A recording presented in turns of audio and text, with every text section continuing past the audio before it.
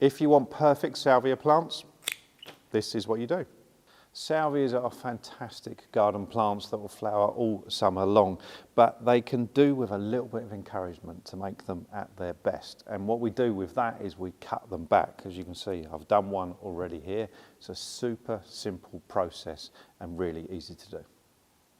So if you've grown salvias or you're buying salvias, they will often come looking like this, which is absolutely fantastic. They will flower and they will still look good, but we can make them look even better.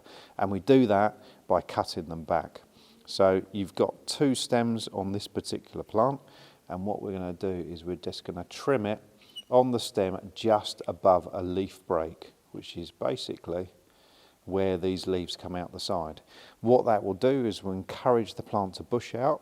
It will hold it off flowering for a little bit, but you'll benefit it massively as time goes on, because the more stems it puts out, the bushier it gets, the more flowers you're going to get.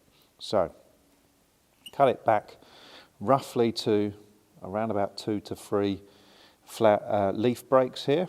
So we've got the first one at the bottom, and then we work our way up, and then just cut with a nice sharp pair of secateurs or scissors the stem just like that. It's as simple as that. Now you could use these for cuttings if you like, if not, dispose of them, but this will start branching out really quickly from these points, and you'll get flowers later on in the summer.